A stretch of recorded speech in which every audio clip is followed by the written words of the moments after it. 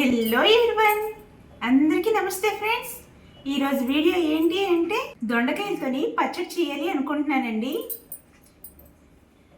అరకేజీ దొండకాయల్ని బాగా వాష్ చేసుకున్నాను. ఇప్పుడు దొండకాయలతోని నా స్టైల్లోన దొండకాయ పచ్చడి ఎలా ప్రిపేర్ చేస్తాననేది చూపించేస్తాను, చూసేయండి ఫ్రెండ్స్. మరి మీకు దొండకాయ పచ్చడి అంటే ఇష్టమా లేదా కూడా కామెంట్లో చెప్పేయండి. ఎక్కువ లెందీ లేకుండా సింపుల్గా చూపించేస్తాను, చూసేయండి. మరి మొదటిగా దొండకాయల్ని వాష్ చేసుకున్నాను. వాష్ చేసుకున్న తర్వాత దాన్ని చిన్న చిన్న పీసెస్గా కట్ చేసేసుకుంటానండి. కట్ చేసుకుని వచ్చాక మీకు చూపిస్తాను నెక్స్ట్ ప్రాసెస్ ఏంటో అనేది. ఇలా దొండకాయల్ని చిన్న చిన్నవిగా తర్వాత పలుచగా కట్ చేసుకున్నాం అనుకోండి, అది వేగంగా మనకి లోపల ఉడుకుతుంది. అందుకని నేను చిన్నగా కట్ చేసుకుంటున్నానండి. పెద్దవైతే చాలా టైం పట్టేస్తుంది, అందుకనేసి చిన్నగా కట్ చేసుకోవాలి. 1 కేజీ దొండకాయలని వాష్ చేసుకున్నాను, కానీ 1/2 కేజీ దొండకాయలతోనే చేస్తున్నానండి. ఎందుకంటే పచ్చడి ఎక్కువగా అయిపోతుంది, మళ్ళీ వేస్ట్ అయిపోద్ది కదా అని ఉద్దేశం మీద 1/2 కేజీ దొండకాయలతోని ఇప్పుడు ప్రిపేర్ చేస్తున్నాను. ఇలా చిన్న సైజు ముక్కలుగా కట్ చేసుకున్నానండి. ఇవి కట్ చేసుకొని దీన్ని ఒక పక్కన పెట్టేస్తున్నాను. ఇప్పుడు నెక్స్ట్ మొదటిగా ఒక ప్యాన్ పెట్టుకున్నానండి, అది హీట్ ఎక్కిపోయింది. ఇప్పుడు ఇందులోకి ఆయిల్ వేస్తున్నాను. ఆయిల్ కూడా బాగా హీట్ ఎక్కింది. ఇప్పుడు ఇదే టైంలోన కొంచెంగా జీలకర్ర వేసాను. ఆ తర్వాత ధనియాలు వేస్తున్నానండి. తర్వాత పల్లీలు వేస్తున్నాను. తర్వాత నువ్వులు వేస్తున్నానండి, తెల్లవి వేసి బాగా మిక్స్ చేయాలి.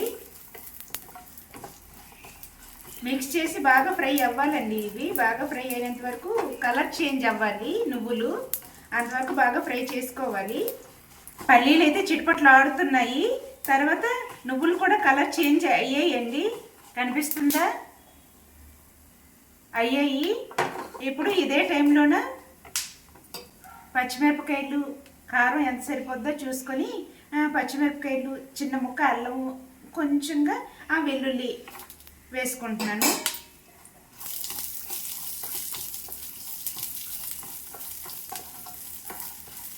ఇవి బాగా ఫ్రై అయిపోయిన తర్వాత చూపిస్తాను. ఓకే, టమాటీ వేస్తున్నానండి. మీడియం సైజ్ టమాటీ కట్ చేసుకొని వేసుకోవాలి. టమాటీ బాగా మగ్గాలి. మూత పెట్టానండి. మూత పెట్టేసి కొంచెం మగ్గి మెత్తగా సాఫ్ట్గా అయినంత వరకు ఉంచుకుంటాను.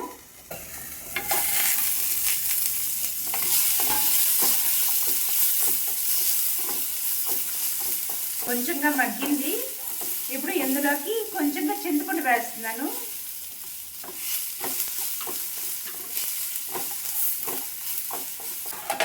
వేసి ఒక 5 మినిట్స్ పాటు ఇలానే మగ్గనిస్తాను. ఇది కదండి. ఇప్పుడు ఇదే టైంలో క్లీన్ చేసి కట్ చేసిన కొత్తిమీర వేసుకుంటున్నాను.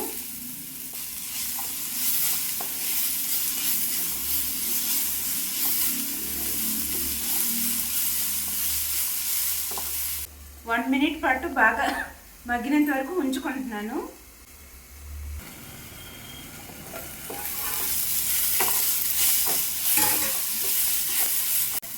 ఇప్పుడు ఇందులోకి మిక్సీ జార్లోకి షిఫ్ట్ చేసేస్తున్నానండి.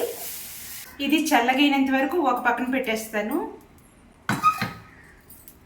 ఇప్పుడు ఇదే ప్యాన్లోన మరి కొంచెం ఆయిల్ యాడ్ చేస్తున్నాను.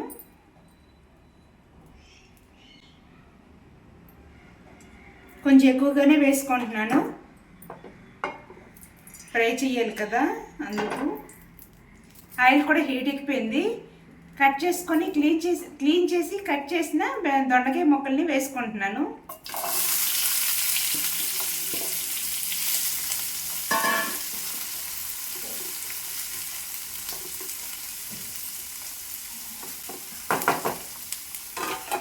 వేసేసి మూత పెట్టేసానండి. ఒక్క 5 మినిట్స్ పాటు ఇలానే మీడియం ఫ్లేమ్లోనే పెట్టేసి ఉడికించుకోవాలి.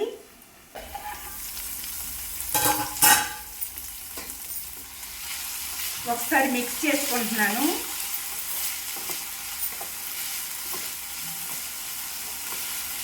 కొంచెంగా మగ్గిందండి, మరొక 5 మినిట్స్ బాగా మగ్గాలి.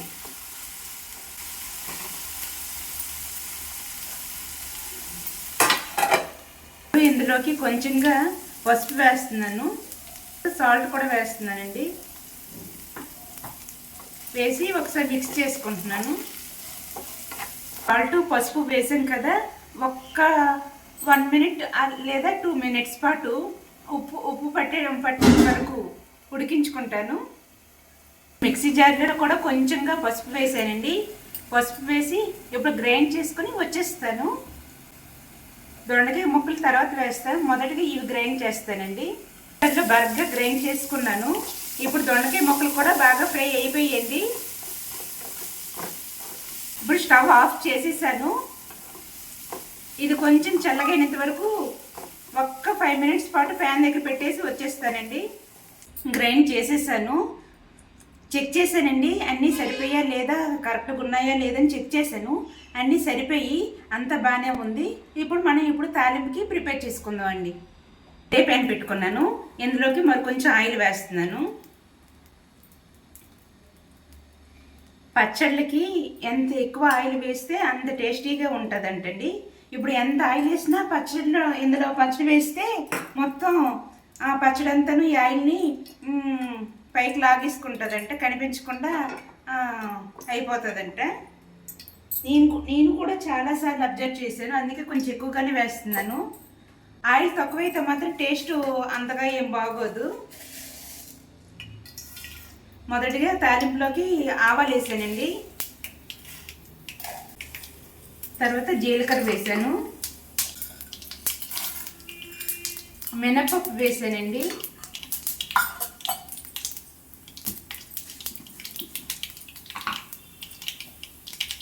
తర్వాత శనగపప్పు,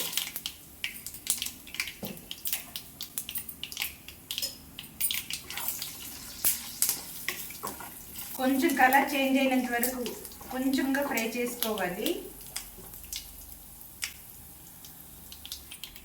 కలర్ చేంజ్ అయ్యింది కదండి.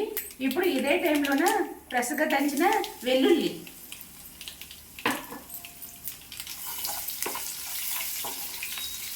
వేసుకొని బాగా ఫ్రై అవ్వాలండి.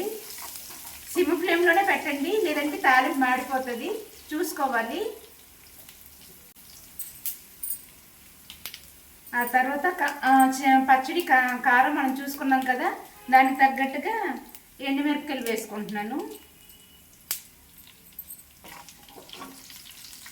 మీ దగ్గర కరివేపాకు ఉంటే కరివేపాకు వేసుకోండి, చాలా బాగుంటుంది. నా దగ్గర లేదు, వేసుకోవట్లేదు. వెల్లుల్లి కూడా బాగా ఫ్రై అయిపోయి ఎండుమిరపకాయలు ఫ్రై అవుతున్నాయి.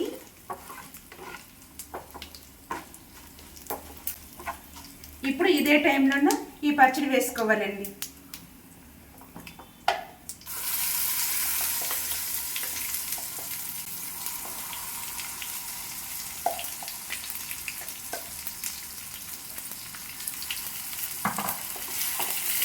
వేసుకొని బాగా మిక్స్ చేసుకోవాలి.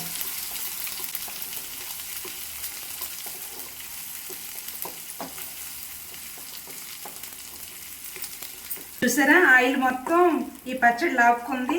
కొద్దిసేపు తర్వాత అసలు ఆయిలే కనిపించకుండా అయిపోతుంది, అలా అయిపోయింది.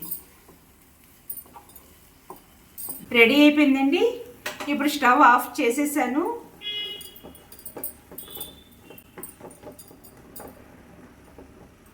ఈ విధంగా నా ప్రాసెస్ ఎలా ఉంది అనేది కామెంట్లో చెప్పండి ఫ్రెండ్స్. ఈ ప్రాసెస్లో మీరు ఎప్పుడైనా ట్రై చేశారా లేదా కూడా కామెంట్లో చెప్పండి. మరి ఈ వీడియో మీకు నచ్చిందా ఫ్రెండ్స్?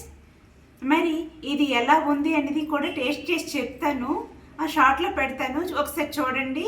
తర్వాత ఈ వీడియో ఎలా ఉంది ఏంటి అనేది చెప్పడం మాత్రం మర్చిపోవద్దు ఫ్రెండ్స్. ఈ వీడియో నచ్చితే ఒక చిన్న లైక్ వేసుకొని సబ్స్క్రైబ్ చేసుకొని ఫాలో కూడా చేసేయండి.